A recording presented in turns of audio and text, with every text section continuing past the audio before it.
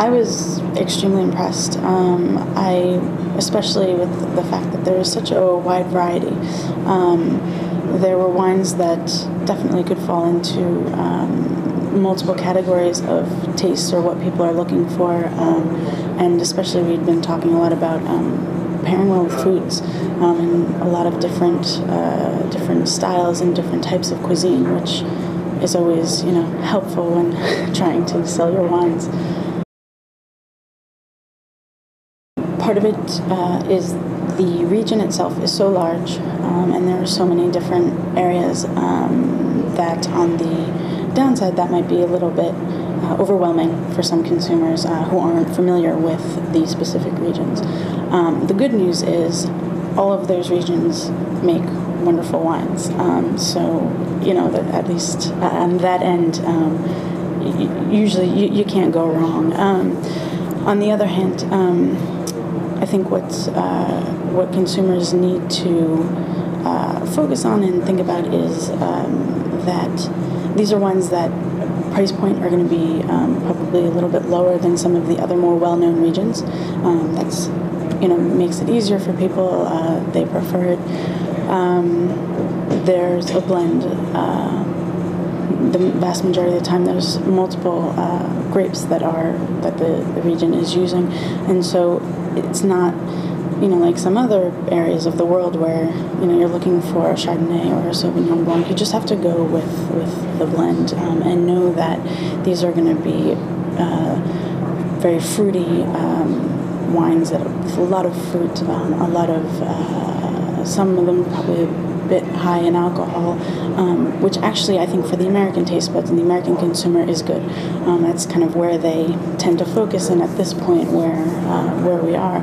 So they're going in for something that might be a little bit more similar to the domestic wines that people are tending to lean towards, but it will teach them something new and kind of get them out of the just the domestic wine rut, if you will.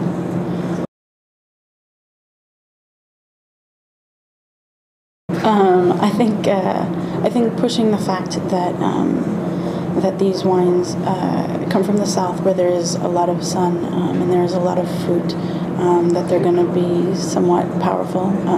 Not all of them, obviously, but that even with that power and sun and terroir, that there's still elegance and finesse to them. They're not as rustic as when you're, some people very much want that, and there are a lot of Italian wines, for example, that's what that's the selling point. I think a lot of people want something from France that at this price point is a little bit rounder, a little more elegance, a little more finesse, but still has that very fruity, powerful, factor that you get from all of that sunshine. These aren't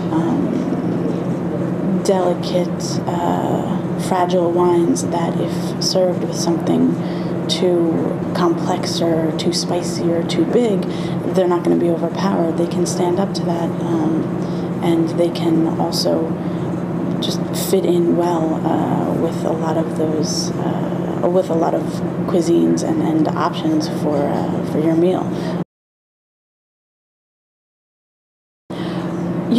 I don't know. I think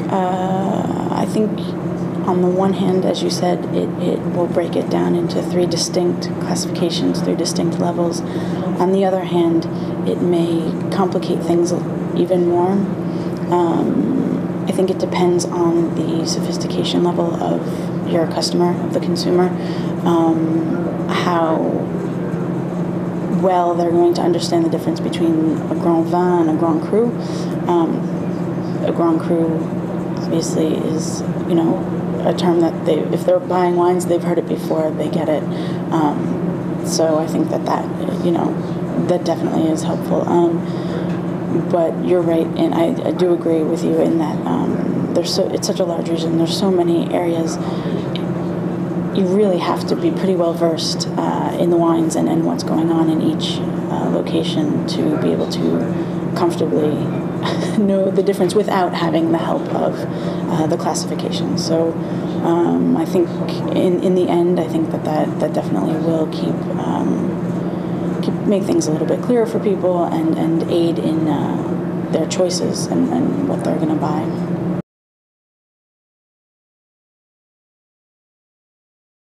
I think people have, wine buyers in general have really, on the good end, been able to educate themselves more.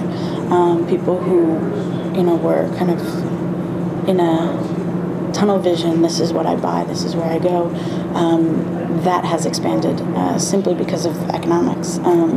They need to find things they want the best value for the least amount of money. I mean, in general, a lot of people are thrifty and want that, but in better times, people would automatically, for example, go to Bordeaux or Burgundy and say, this is the best, this is what I want. They're, I think, now realizing that they can find amazing, wonderful wines that they will really like and enjoy and work well with their meal or to bring to a friend, and they're discovering new regions. Languedoc absolutely included in that. I think that just the pure fact that there are so many, it is such a large region, there are so many wines, there are a lot of options. People like that. And they're great price points. And it's one of those regions where you taste it once, you're coming back for more. Because, you're always going to be able to find something that everyone will like. And there's a variety of flavor profiles and styles. And I think that is definitely a wonderful selling point and a benefit to the region that some other regions, it's a little specific and you like it or maybe you don't. Maybe it's not your style.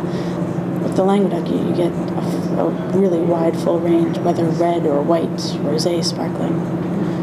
So I think it's good for the region to have so many options for consumers.